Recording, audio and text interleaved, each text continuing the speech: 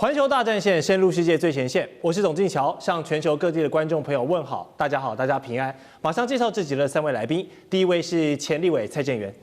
乔哥好，大家好。第二位是前国安会副秘书长杨永明，主持人好，各位朋友好，以及我们的前海军舰长吕律师。主持人好，各位观众大家好。好，欢迎3位来宾加入我们今天的讨论。那今天一开始的头条重点呢，是要持续看现在火药味越来越浓厚的中日关系了。那正当全世界都在聚焦这一次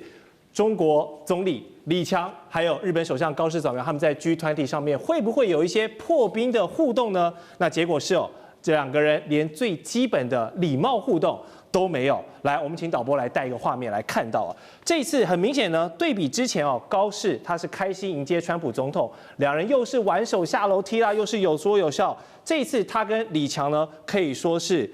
零互动、零接触、零眼神交流。那么日本媒体还形容高市早苗是这个经历了一场非常令人尴尬的一个灾难性的外交那他本人是重申，不管现在跟中国的关系怎么样，那他希望日本的立场是没有改变的，希望跟中国建立有建设性且稳定的双边关系毕竟这几年非常流行去日本旅游嘛，那中国老百姓的这些观光才赚起来，不香吗？但是呢，现在双方关系闹僵了，可能中国游客都不去了。日本的经济也传出了3大的崩盘警讯包括了 GDP 6个季度以来是首次的萎缩，还有通膨已经是连续43个月突破了这个日本央行的警戒线，物价狂飙啦，薪水不涨啦，还有这个日本的汇率已经低迷许久了，都让日本很多的朋友非常的痛苦，非常的难受。那当然还有债务的问题等等，种种内部隐忧都没有解决。那么现在又来一个中日的外交矛盾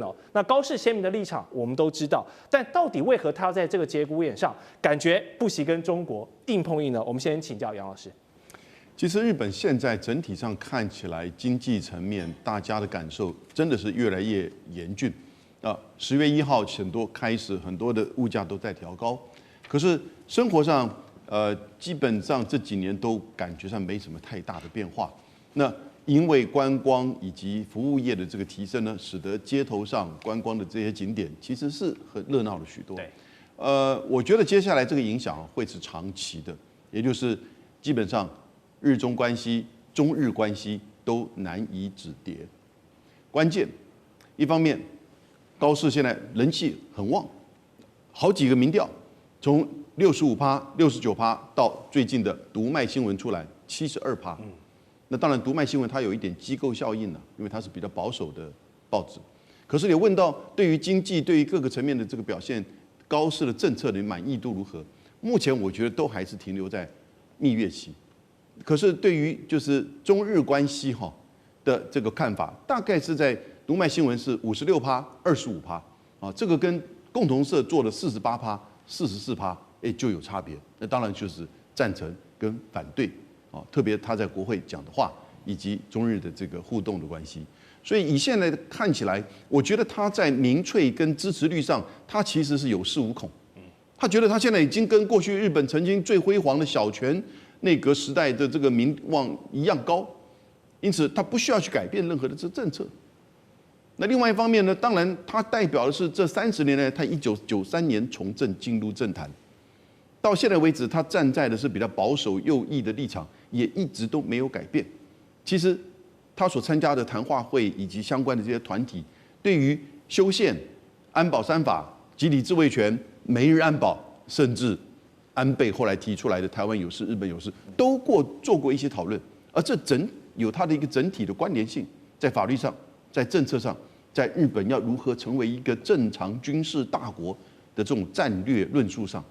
所以我觉得高市讲出来的话不是他突然的，是他一直有这么坚信。也许那是在质询当中，他自然的就讲出他坚信的话。他讲出来当然就不可能收回去了。一方面这个民意高民意高3个原因第一个，他抓住了美国，他抓住了川普，是日本人觉得这个是做的正确。第二个，右翼的媒体跟一些网络的右翼不断的在支持他，在捧他。所以大家其实反对他的声音并不是很明显的出来，虽然都有一些这个过去的首相还有一些政治人物，还有一些学者有讲话。第3个当然也就是他发钱嘛，经济上这就没什么问题了，拿钱就开心，对不对？那不像我们这个普发1万搞了半天，搞这个终于才出来。那出来之后，民进党的立法委员在那边这个表态，好像说他们的功劳。那他不是，他主动就发2万啊，对不对？所以呢，这个就大概是川普也现在看到他这个效果不错，可能接下来要发个2000块美金哈。所以现在政府这种搞民粹，然后呢剧场比较极端的民族主义式的，几乎大概都是这个样子。所以你说他什么底气？就这是在民调、右翼以及在他的就是整个这个跟美国的关系上，他这个底气啊，还目前看起来还有一段时间。我个人认为啊，中日关系其实这个恶化很难止跌，大概在高市的任内大概不容易有太大的变化。是，好，说到日本的这个问题哦。这几年日本的利率有多低迷，大家都很清楚，每天都是甜甜价，所以也吸引了包括大中华地区的游客，甚至全世界的游客，这几年都疯狂的去日本旅游、购物、去消费。但现在，中国大陆不鼓励大家去玩喽，减少观光团，减少你的航班，邮轮要改道，香港还取消了一些学生的活动等等，让日本的观光产业呢，顿时是失去了一个最大宗且稳定的海外消费群体那也就是中国游客。而且这只是中方我先不买你东西，不去你家玩的轻微反制了。要知道他们对付美国的这个大绝招，我的稀土、我的原物料出口管制限制，这些都还没有对你日本拿出来用，那你就已经先感受到经济上的压力了。那俗话说，少赚钱啊，比赔钱更痛苦感觉现在日本就有一点这样的感觉。所以他们在 COVID-19 之后，积极的盖了非常多的新的饭店，非常多的这些观光的相关设施，就是为了迎来全世界旅客嘛。那现在中国游客不来了，那这些设施跟企业当然也会受到一些营运上的压力。那舰长认为这波抵制潮会不会造成一些倒闭的后果？一定会的因为我们之前所看到的，也就是有关于水产品的部分，可是那个只跟这个单一的一个业种，而且呢，那只有单一很小的一个范围，可是现在已经扩大到整个方方面面了如果我们来看说，有关于水产品的话，在2022年跟2024年的时候，我们来看2022年其实还占了将近快要1/4，是。可是到了2024年，因为福岛排放核污水的部分，我们就看到几乎已经快要小到不予列计了，快已经消失了。那这是最大的差别的部分。那现在大概本来是说开放的，到11月已经开放了，可是现在又回到以前，是不是又要回到这个几乎快要不予列计？这是很重要的一个部分但是其实中国、美国、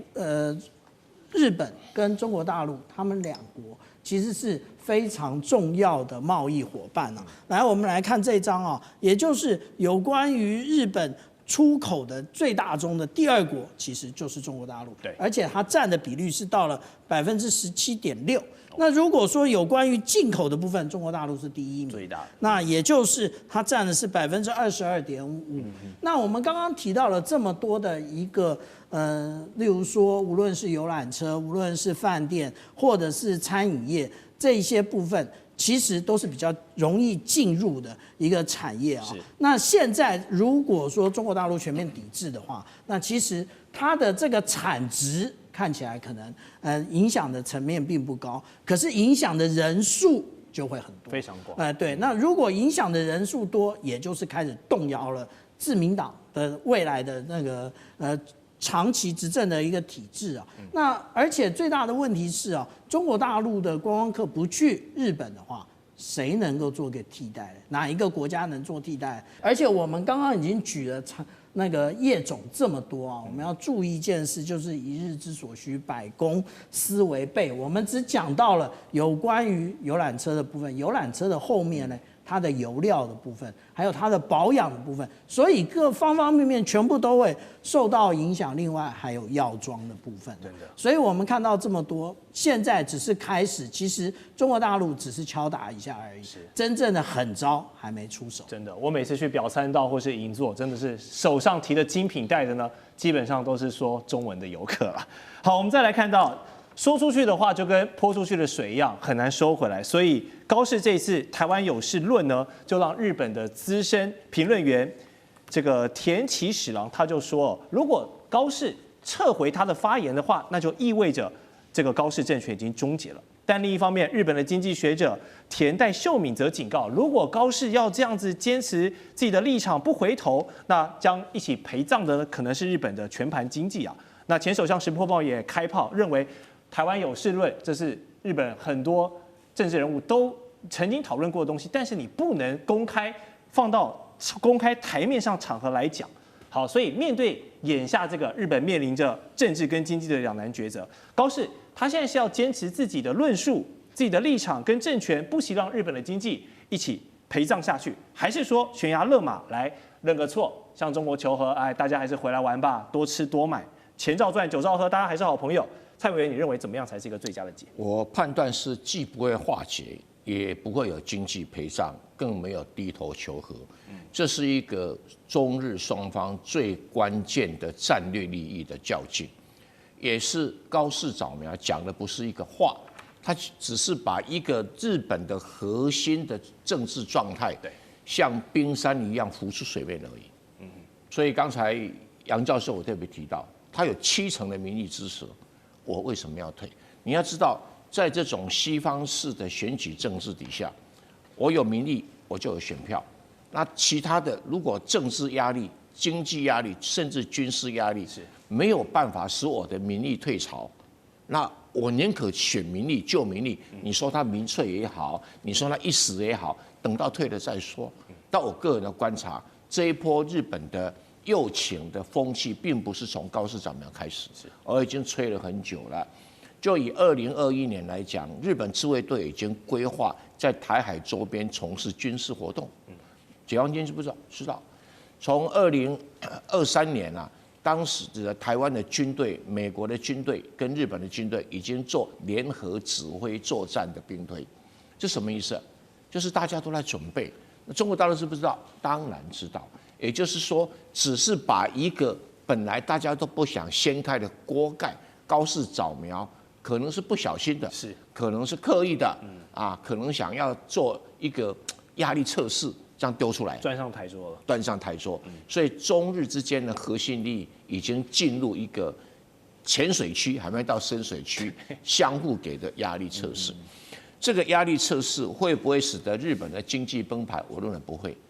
因为日本的经济并不是建筑在观光业上面，所以观光业也许产生很多失业啦，产生很多退潮啦，表参道啊，或者等等啊，会很多购物人潮会衰退。但是这不是日本经济的主轴，日本经济害怕的是它的汽车卖不到美国去，这个还比较实际一点。所以整体来讲，他在接受日本经济的测试，一样的道理，中国大陆也在经历一个跟日本脱钩锻炼的经济测试所以双方面的压力测试已经开始了。再来政治上了，中国大陆一连串的行动，不管是在国际法上，在国内行动上面，在这个所谓方方面面的军事准备方面，中国大陆也在给日本压力测试，相对的也给自己压力测试。但是不管如何，高市早苗作为一个选举的政治人物，一定是以保住自己的政权为优先。日本经济以后再说，日本政治以后再说，外交更不是问题，这个不会是政治有考虑的重点。所以他现在因为他的民调已经高涨到了一个非常高，以及不太可能再高的阶段，前所未有的高度。他为什么现象呢？他当然不会逢高杀出嘛，所以他现在就装乖、装无辜、装没事，然后看你中国大陆怎么办。而中国大陆自己也要负起相当的责任，就是他把日本右派的起来没特别的注意。